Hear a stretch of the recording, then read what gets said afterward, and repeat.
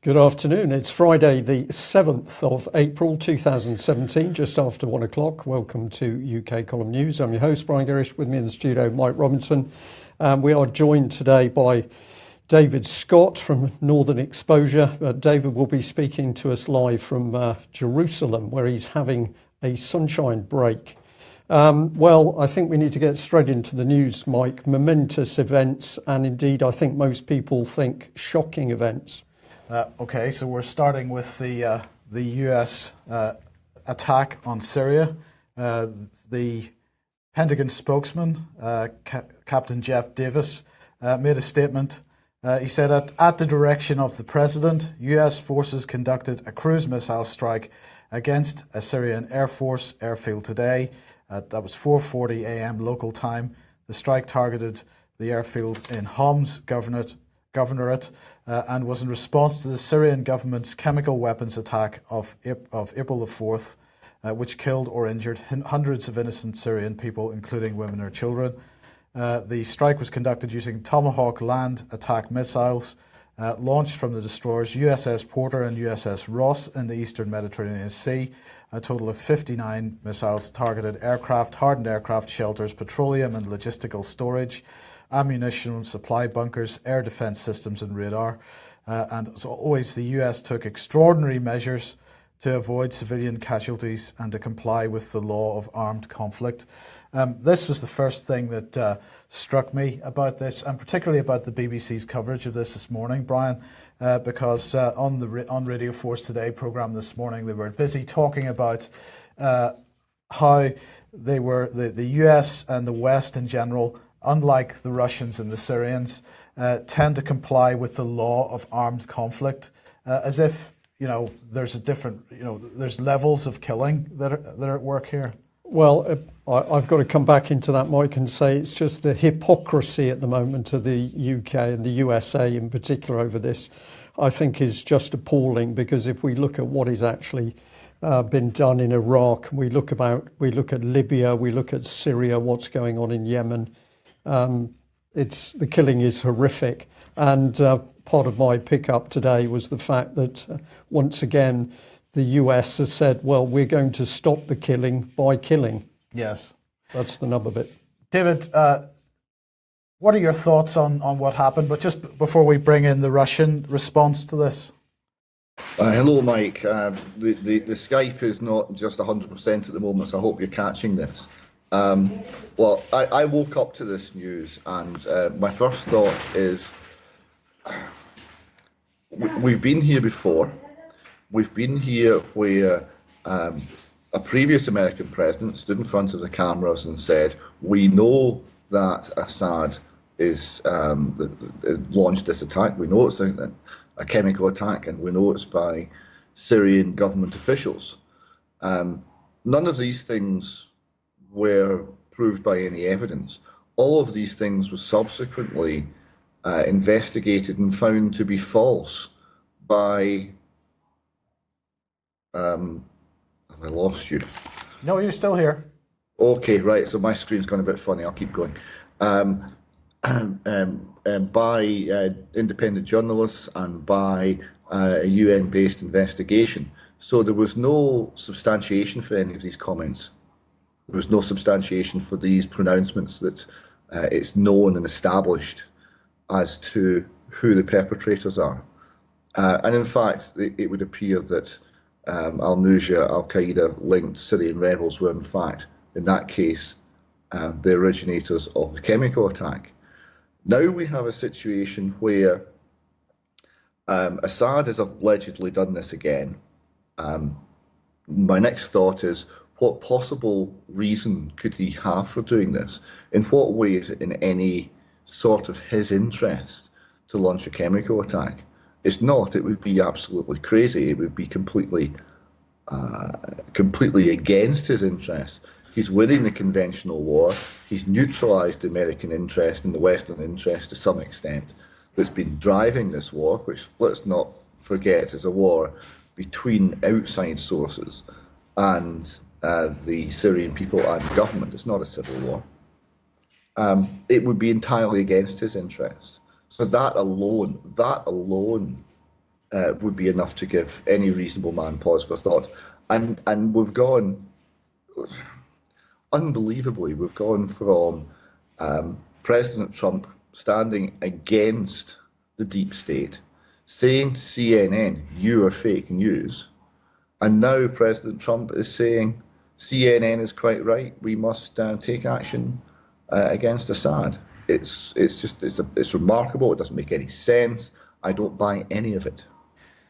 Okay, well, let's get on to the Russian response then, because Putin put out a press release earlier on. He said the president of Russia regards the US airstrikes in Syria as an act of aggression against a sovereign state delivered in violation of international law under a far-fetched pretext. The Syrian army has no chemical weapons. The fact of the destruction of all chemical weapons stockpiles has been recorded and verified by the OPCW, a specialized UN body. Vladimir Putin believes that the complete disregard for factual information about the use by terrorists of chemical weapons drastically aggravates the situation. The move by Washington has dealt a serious blow to Russian-US relations, which are already in a poor state. That's what Putin said.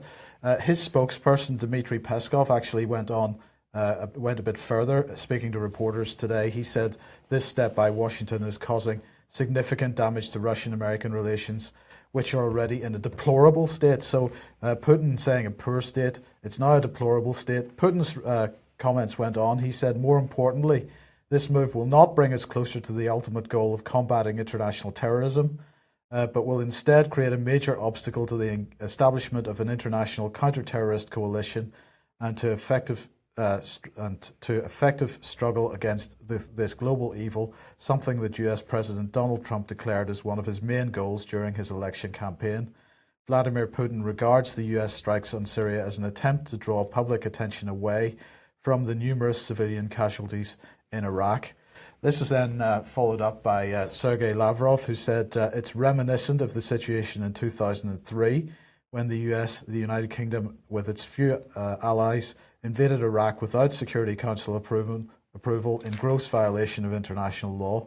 He said, now they did not even bother to provide any facts, referring only to photographs, and again speculating on photos of children, and of course on the testimony of various non-governmental organizations to provoke actions against the Syrian government.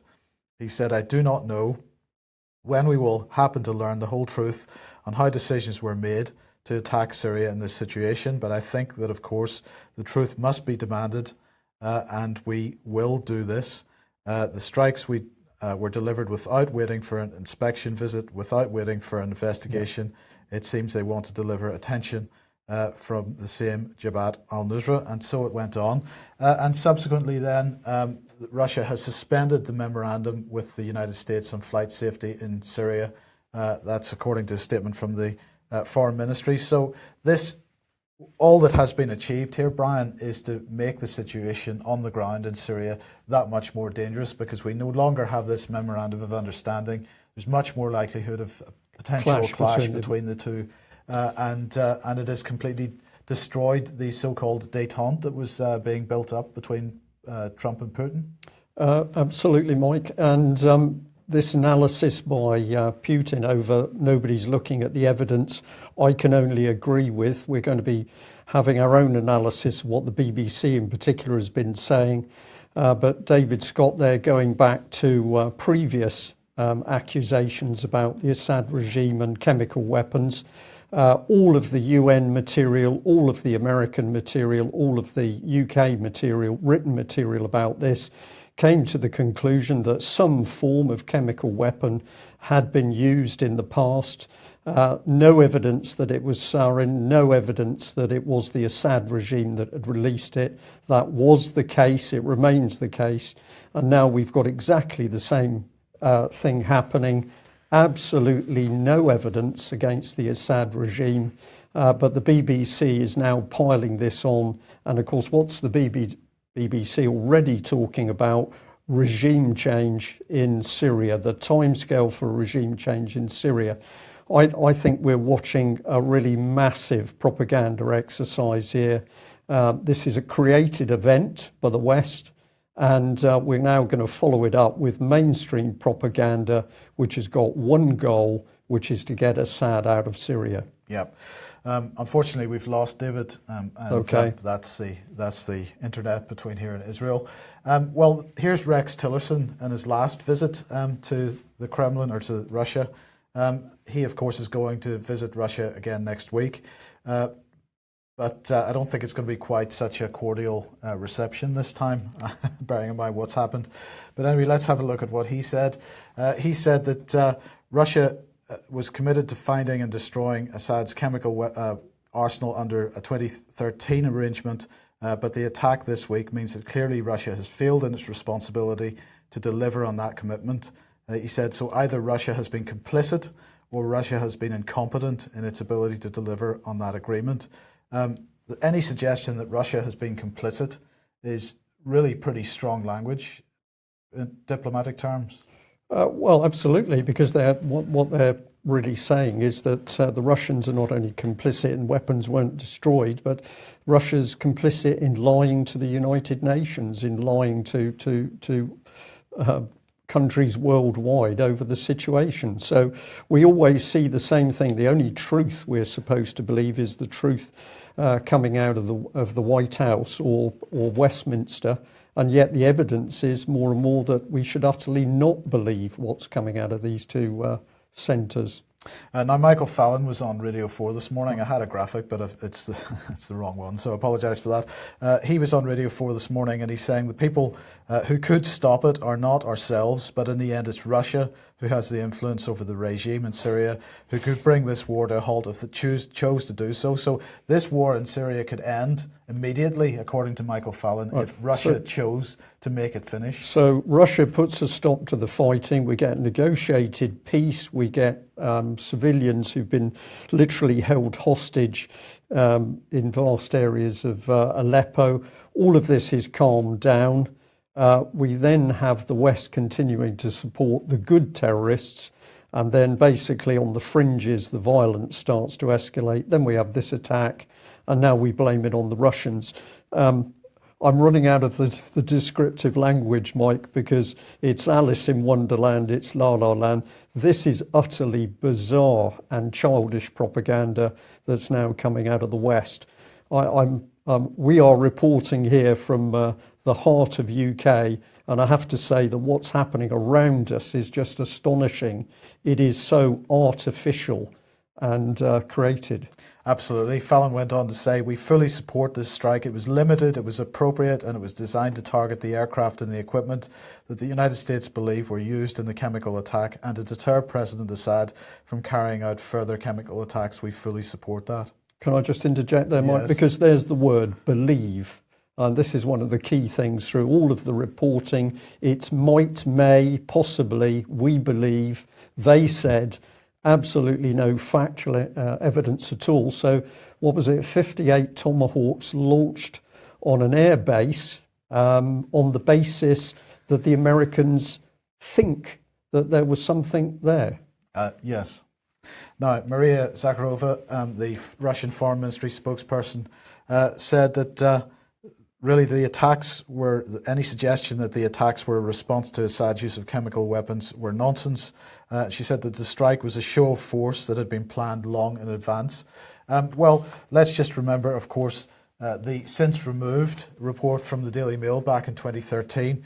If we remember the Britam emails. Now, of course, this report taken down by the Daily Mail following threats by Carter Ruck, the lawyers that deal with reputation management, and the suggestion from Carter Ruck and from Britam was that the emails were in some way forged. But this headline here, US-backed plan to launch chemical weapon attack on Syria and blame it on the Assad regime. I think at the very least, this report was published by the Mail at the time. They clearly felt that they had enough to publish, despite what happened with Carter Ruck after following that. Nonetheless, it does raise questions.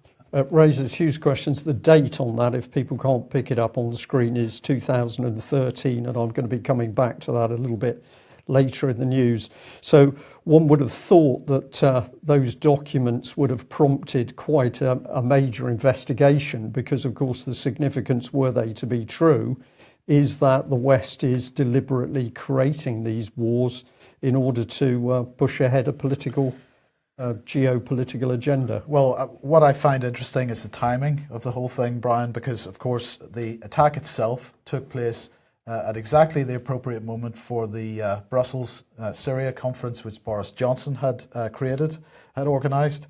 And then the subsequent US attack happened at exactly the moment that President Xi, Chinese Premier, was in the United States meeting with Donald Trump. Now, what was interesting about that meeting was that this week, Donald Trump had originally planned to be at a NATO meeting, but he changed the date, or he changed his plans and invited President Xi to the States instead, and NATO decided that they would therefore move their meeting in order to accommodate that.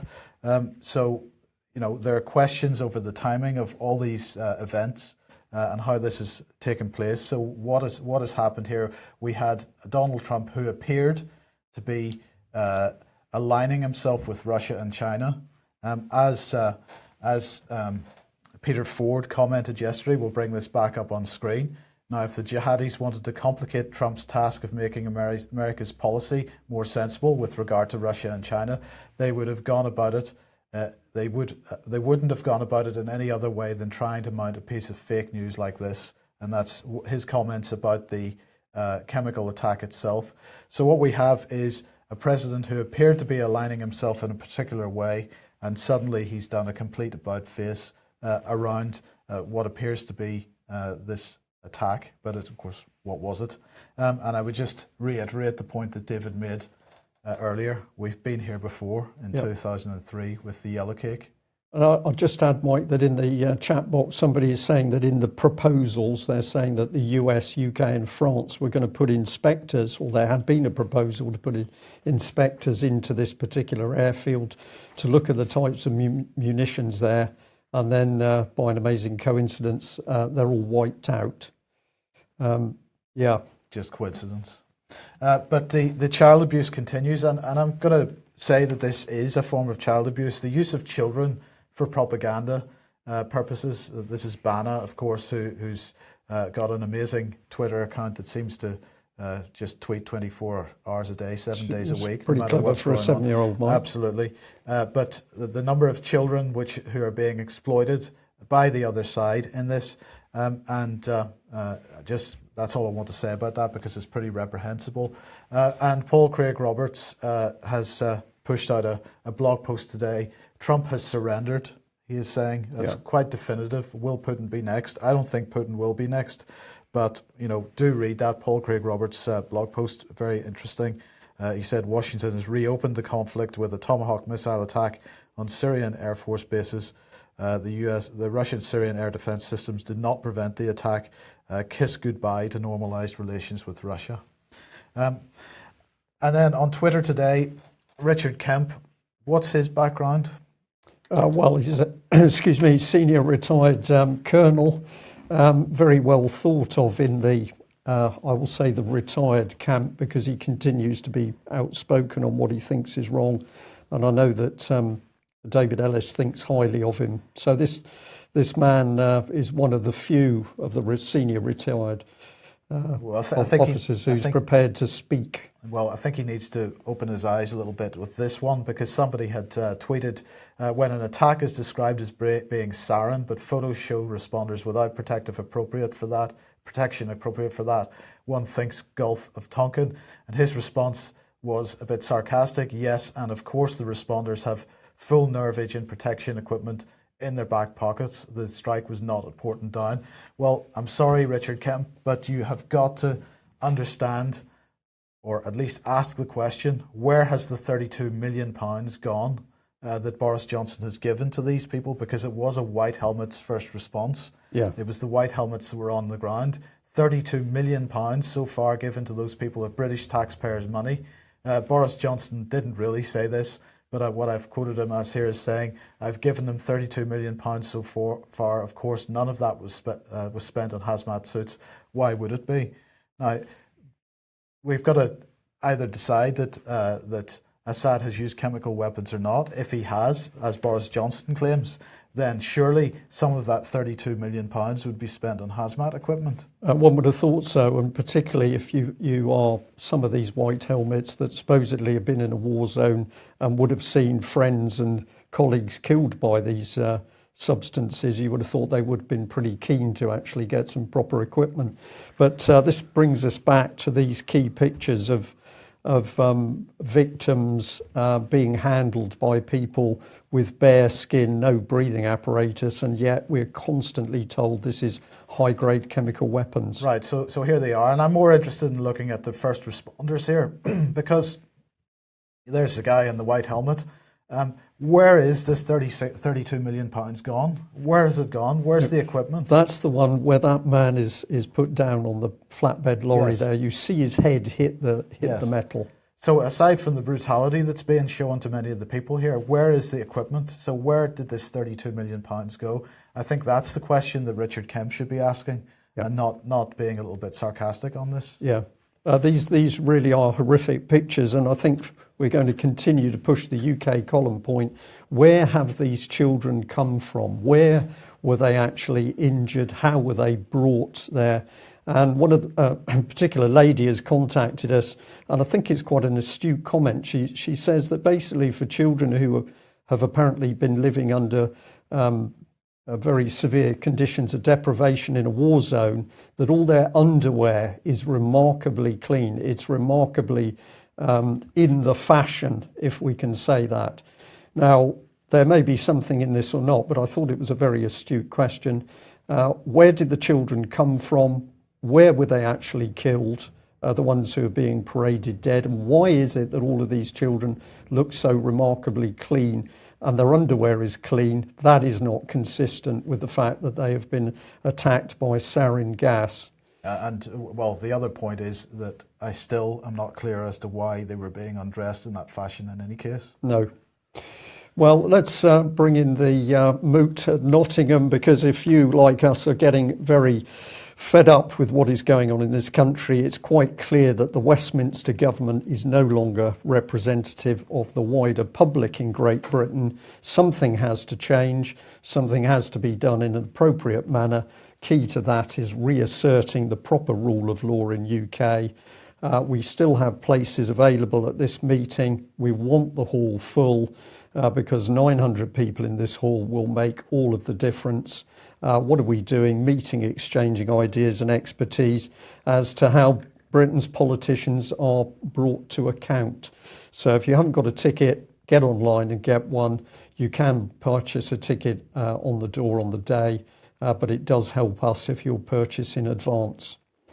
Well, let's come in at a slightly different angle from the one we've just taken over Syria. We'll just remind people of what we were reporting yesterday. Here we've got the outrage against Assad nerve gas attack. Sorry, I think this is the day before last, actually. So this is the Times. And what does the Times say? Factually, sarin nerve gas was used, and all the symptoms suggest sarin. So it was fact. Sarin was used, and of course we challenged this instantly because there was absolutely no evidence sarin had been used. And we pointed out that we've got 3 lady journalists here. If you read this Times article, you can see that the girls have cobbled together various pieces of information coming in from the Middle East, and it's then been woven together to give the political line that the Assad regime has used sarin. So we said this article is not right, and we challenged the Times directly on it. But here we are. Pentagon says strike intended to deter the regime from using chemical weapons again. So the comment is immediately accusing Assad. He did use chemical weapons, and the Americans are solving violence by getting more violence into the area. But we picked up on, if we can just bring this little bit in here, it says that what can forensics tell us? And if you press that link, it comes through to another BBC article. and we've asked the question here, but where is the evidence that Assad's regime has used chemical weapons, and sarin in particular? So the BBC giving a link to this forensic analysis, and if we bring this in, this is the particular article. Now, who does the BBC use for an independent expert opinion? Well, we can say that it's this gentleman here, and if we bring this up so you can read it, it's Dan Kazita, is a London-based consultant, former US Army Chemical Corps officer, and he's worked in chemical defence issues for over 25 years, including assignments at the White House Military Office and the US Secret Service. So this man is totally not independent, in my opinion, Mike. No, how can he be? I just fail to see how this man could be independent. Because of course he's highly committed to the American establishment. He's worked at the White House. He's going to have loyalty to the US military. But in any case, they're talking about the US Secret Service. So what sort of is his expert opinion? Well, part of this article, this BBC article says, in 2013, the chemical hexamine used as an additive was a critical piece of information linking the Ghouta attack to the government of President Assad. I read this and I had to take a sharp intake of breath, because what is hexamine? Well, you can go and buy a hexamine stove on Amazon. Hexamine is a chemical. It's used for all sorts of purposes, including cleaning, but in various forms. We can buy it in this form. So how could you possibly get from a widely used chemical to the fact that a chemical attack was directly linked to the government of President Assad? How do you do that? Cocaine, heroin. Well, we're running out of words again. But of course, this is the BBC utterly creating news. This is fake news being created by the hour, by the BBC, in order to push forward the agenda of now regime change, once again, regime change in Syria. So let's have a look at this man in a bit more detail. And here he is. I always like going to people's Twitter pages because they like tweeting about themselves. And here he's very big on the fact that he's written this piece on Syria. What else do we notice? Well, he's put out 95,500 tweets. Mm-hmm. Now, at a minute a tweet, he's spent a lot of his life tweeting. Okay, that's fine. I noticed that he's got to put out 39 tweets to get a follower. So this man is not well respected in the Twitter sphere. That's a pretty poor ratio.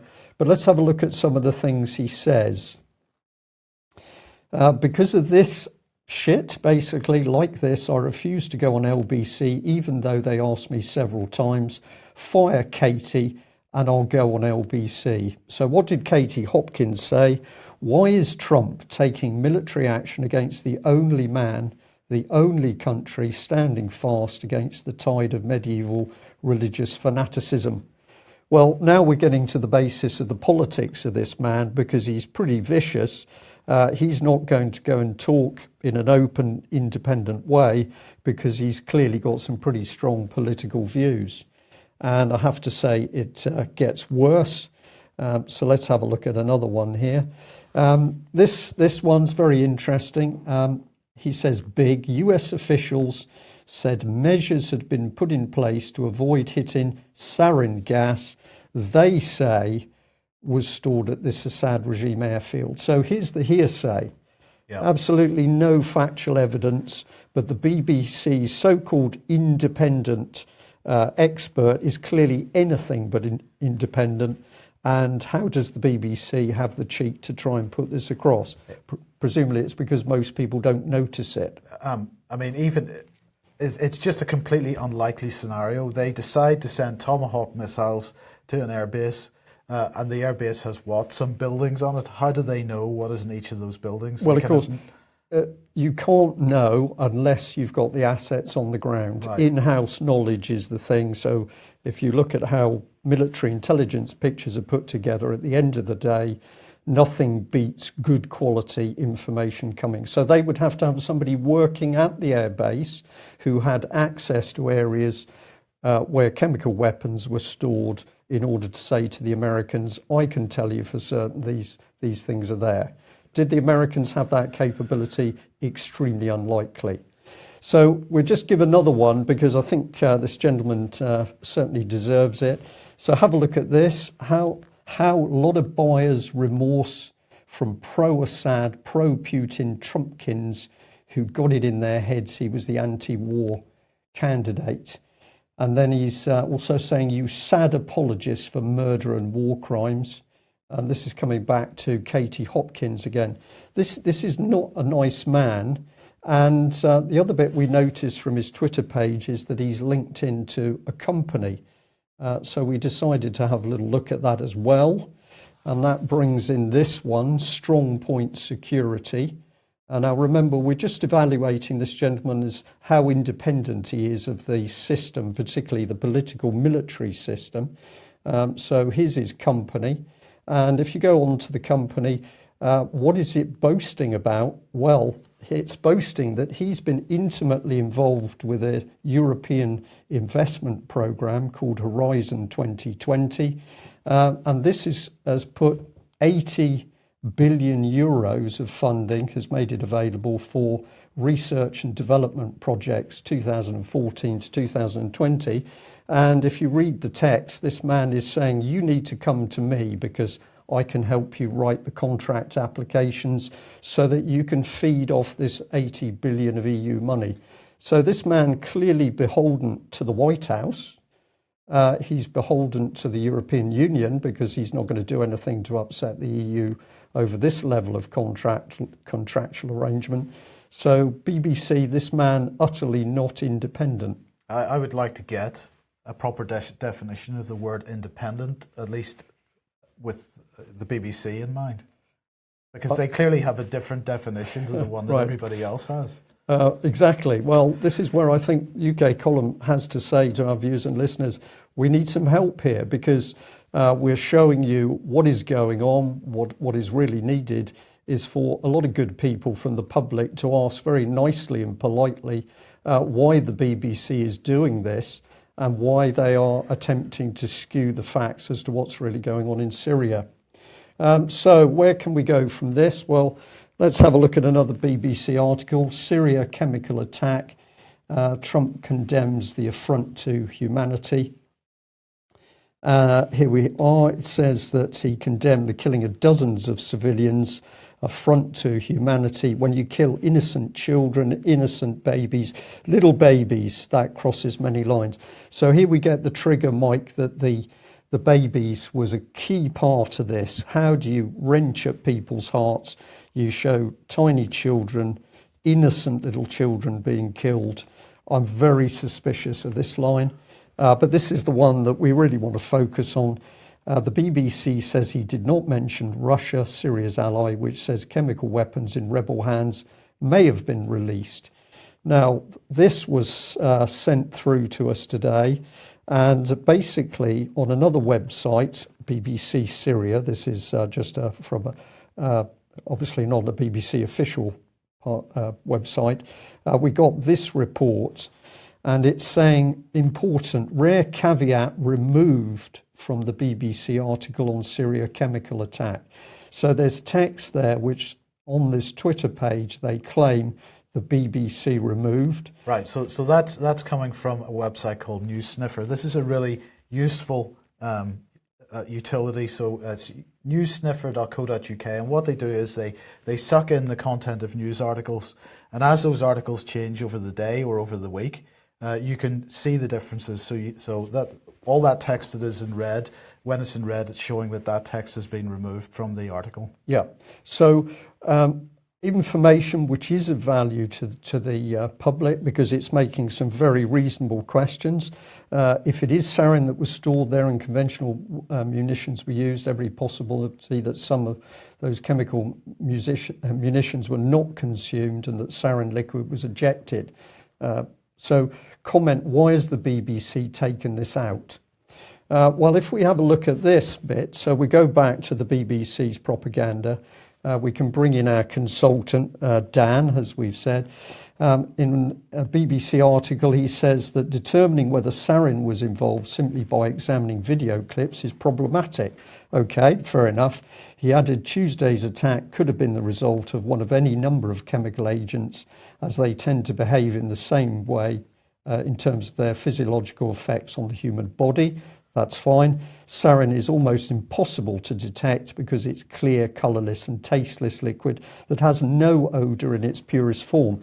Now, his opinion there, although we've been quite hard on this man, the BBC is saying there are eyewitnesses who describe an orangey green gas. This to me is much more like chlorine gas. Yeah. You can read about chlorine gas in the First World War. But what does the BBC do? They bring in this man. Here he is.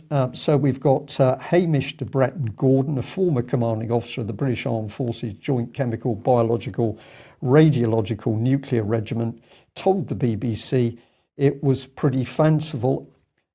He says, if you blow up sarin, you destroy it. But then the next bit, it is very clear it's a sarin attack. It is very clear. Well, how is it clear? Well, Brian, this brings in a whole new dimension here, because I need to check this, but I'm pretty sure Hamish de Bretton Gordon is connected in some way with the White Helmets. Well, that would fit very nicely, Mike, wouldn't it? Because, of course, the picture that we think is building is the fact that we have had a very theatrical and very unpleasant, deeply unpleasant propaganda exercise, which has been prepared to use dead and injured children. So I think more research on this man's needed. But I just wanted to say, a sad use sarin, that's very clear. No, it isn't. And the BBC damn well knows it. This is, yes, I know. I've had to put that in because I feel so outraged about this, Mike. Sometimes the language has got to change. The BBC's agenda all over the BBC website now is regime change. And let's come back to 2013, because in 2013, this is the letter I sent to Conservative MP Gary Streeter asking for his help to get Brooks Newmark, Conservative MP, to answer the questions which I'd actually put to him. And essentially, Brooks Newmark had been quoted in the Daily Mail saying that he'd been on the Turkish border and he had been talking to General Idris of the Free Syria Army. And at the time, he was happy to say that the Free Syria Army was connected with al-Nusra. So I asked Mr. Streeter why this Conservative MP was meeting with people directly linked to terrorist organisations, and Mr. Streeter did not want to assist. He simply blocked me. So we never did find out what this Conservative MP was doing in his discussions with people linked to terrorist organisations. And are we still happy it's a terrorist organisation? Well, here's the BBC's report up to date, saying in the last couple of days, al-Nusra, which formerly had ties to al-Qaeda, has now changed its name. It's merging with other groups. This is a terrorist organisation. Absolutely a terrorist organisation. And what they are doing is that as they migrate people between the various terrorist groups, they rebrand these terrorist groups in an effort to sort of disassociate the fact that they were all al-Qaeda at the beginning. Al-Nusra Front, of course, pretty much established by the Saudi Arabians. And of course, Theresa May, just in Saudi Arabia within the last couple of days, telling the world what a great country it is and what a great relationship we have with them. And since it was Prince Bandar that basically set up al-Nusra in Syria, at least promoted them, gave them a lot of money, then that means that they are effectively our tame terrorists. Our tame terrorists, and we had Conservative MPs meeting, secret meetings with those individuals linked through to al-Nusra, and we have local Conservative MP Gary Streeter then protecting that Conservative MP so the public never told what was discussed. Well, finally, on this particular subject to the Syria attacks, I encourage people to have a look at the Truth Hound, because Mark Anderson has got a really excellent article on the attacks here, which you can find on his Truth Hound website. Yeah, sharp intake of breath. It's really horrific what's going on. Yeah. Who do we bring in? Well, we better say, if you want us to continue to report, we'd like your support with subscriptions and donations, because we can only continue to do this with your financial help. Okay, a couple of different topics to round the news off. This Reuters reporting here, the Twitter is, Reuters saying reveling in its role of as free speech defender because it's suing the Trump administration. This is over a Twitter account at alt_USCIS, which the US government claims was an account run by one of its employees of the Immigration Service, and which was being used to post critical tweets of the Trump immigration policy. And so they've decided they want to know who this person is, and they attempted to put pressure on Twitter to divulge his identity. Twitter has decided they aren't interested in playing that game, and so they're going to sue the government over this demand by the Customs and Border Patrol that the person is identified. Right. So we've got freedom of speech and democracy clearly under attack in America. Come back to this particular article in UK. Now, this was covered quite widely yesterday. This is the dad who lost his court case, which was to do with taking a child out of school during term time. But people, I think a lot of people, Mike, simply do not pick up how serious this is. In the BBC report here, I chose this because it was a useful piece of information, was an insert which gave a list of prosecutions to do with this. And here we are, proceeded against 19,920, found guilty 14,890. So that's in 1 year. They took 19,920 prosecutions against people who took their children out of school during term time to take them on holiday, according to the statistics. So this is a money-making exercise, but of course it's thrown our justice and law system out of the window. This is immensely dangerous. And John Platt, the father, he was right on the money when he said this. The state is taking the rights away from parents. It's utterly shocking that parents need the permission of the state to decide on school attendance. You're not the final arbiter of what is right for your child. Now, you've mentioned Theresa May. Let's bring her in. She said it's right for schools to decide on absences. It's right that the individual head teacher has the flexibility to make that decision. So we've now got head teachers being given the authority of judge and jury. Mm-hmm. This is very, very dangerous material. What she's really saying is this: I'm transforming law in Britain so that public servants can replace common law and juries to impose fines at will, to ensure that we keep the public in their place, and that is under our law, controlled by our laws. Mm-hmm. So we're putting her words into her mouth, but let's look at what this woman is really doing. And what is she doing with the children? Well, we think she's saying this. I want everyone to be clear. Children are the property of the British state. We want them educated in our values and morality, and not that of their parents. We want them vaccinated, and if some die of those vaccines, then so be it. We want them sexualised by our sex education schemes. If parents keep quiet and behave themselves, then they may also have a role in bringing up our children. Yeah, it's children of the state.